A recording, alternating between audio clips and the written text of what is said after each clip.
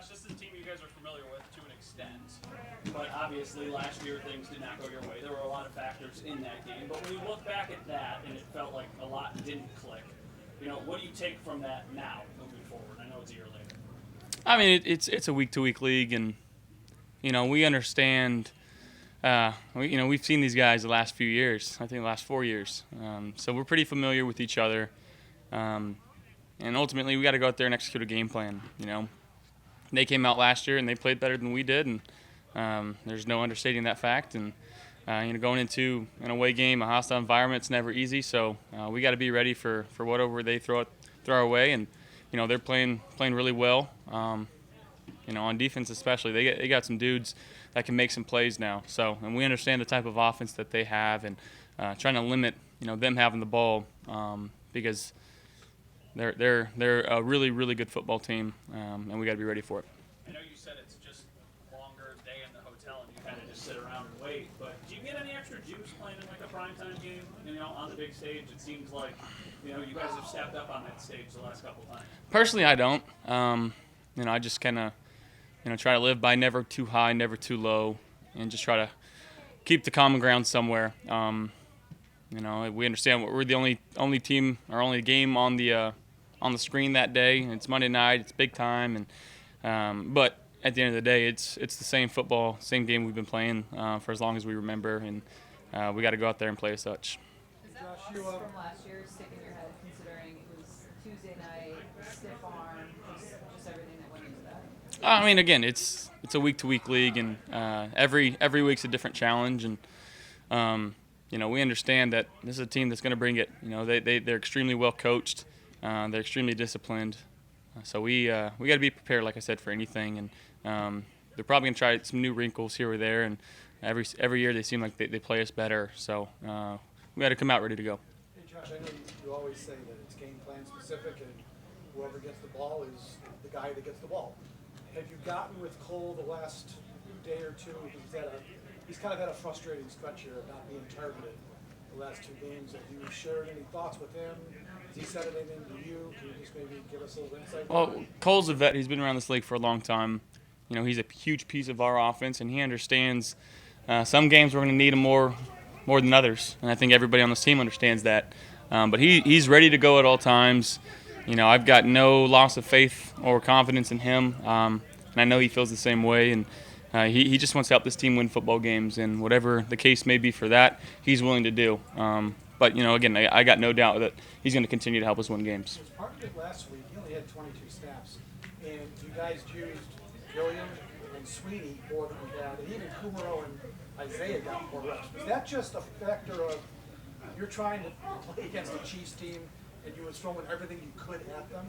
Was that maybe part of that? No, I mean I think it was just game plan specific. Just trying to get them to see different looks and feel different things. And who knows, we might continue to do that. We might go back to kind of our normal stuff. But again, this is a team, and I think really our identity is execute a game plan. Whatever Coach Dable has in mind, whether it be 10 personnel or 21 pers or 22 personnel, whatever the case may be, we want to go out there and execute whatever play is being called at that given time. And that's why I love the guys that we got on this team. We're willing to do whatever it takes to win a football game.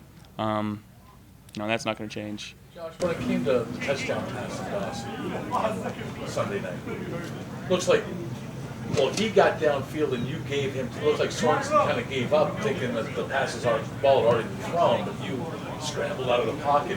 How surprised were you to see Dawson that wide open at that point? I mean, it was man-to-man. They brought a safety down to try to play a little thief. And, our guys know at any given time, any given play, you can get the ball. So it was a great job by Dawson just keeping the play alive, finding space and running to it. Typically in scramble drills, you want to come back to the quarterback, but he saw Steph in that area already, so we decided to take it the other way, and it worked out in our favor. So, but again, that's just the type of guys that we got, savvy, want to play, want to win. He made the right play, and just trying to get him the ball. That's the second touchdown play. You go back to the Texans game where everybody you faked the ball towards Steph, and Dawson was wide open. I mean, how how valuable is having Dawson there now? And not that you want to use Steph as a decoy, but how valuable is Steph in that role? And then you can play off Dawson in that sense. Defenses know where Steph's at all times. You know, you have to pay attention to him, and you know, I know he hasn't had a whole lot of production so far this year to his standards. You know, and so he's working extremely hard. You know, and it's my job to get it to the open guy, and you know, I got no doubt that it'll pop. You know, we have to keep grinding. He understands that, and he's completely fine with, you know, whether it's taking a safety and taking two guys and clearing it out for somebody else behind him, because he knows, you know, sometimes the roles are going to be reversed and he's going to have his opportunities. So, but again, it just kind of shows the selflessness of the guys that we got. And if I may, just I was going to be my follow-up question: when are defenses going to start focusing on Dawson? They should. You know, he's you know, an up-and-coming talent, and he's only going to get better. You know, he's becoming more confident in himself, and I've had, you know, a lot of confidence in him for a long time, and you know, he's just one of those guys that's just kind of a unicorn. He's big, fast, strong, smart. You don't get those guys too often. But again, you know, whatever defenses do, it's my job just to try to execute a game plan and get it to the open guy. And you know, our guys got open and made some plays last week, but this week's going to be a different challenge, and we're going to have to find ways to move the ball in this defense. We talked a few weeks ago about you getting into a rhythm early and how you do that. Last week, 3 designed runs on the opening series. Does sometimes you getting hit maybe early settle you down and maybe take away some of the jitters? I think in the past that's kind of helped. I wouldn't say so much now. Typically, I like to get the ball out quick and let our guys make some plays. But you know, whatever's called upon me to do is what I'm willing to do. And Coach Dable called up some good plays for us there, and worked out in our favor. So whether that's part of our offense moving forward, who knows? But again, it's just whatever the task at hand is. You've taken such big strides, throwing the ball, accuracy, all those things.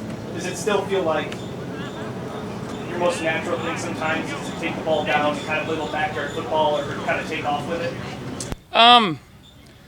Like I said, in different situations, I guess, you know, when I'm dropping back and I see a lane open, first thought is like, let's take it now, you know, and you never go broke taking a profit. But again, I get paid to get it to the other guys that get paid to make people miss in the end zone. So that's what I try to do. What do you think Emmanuel has brought to this offense? And then how have you guys just been able to get on the same page so quickly? Well, other than energy and juice, you know, he brings knowledge. He's played in the league for a long time. He's a savvy vet. He knows his job. He studies hard. He runs his routes as hard as he can, in practice included. Just a guy that I got a lot of trust in, and you know, he shows kind of the younger guys how to do it. And he's a great role model, and he's a great dude. And I love having him around. You know, we give each other a lot of crap throughout the day. I think he's the oldest guy on the team, and I let him know it every day I can. So, but he's been awesome to be around, and I'm super glad we were fortunate enough to grab him. Last one for Josh. We talked so much about the hostile environment. What was it like with a full house, and what did you guys do so well this time around to kind of put that out? I mean, it was such a good environment.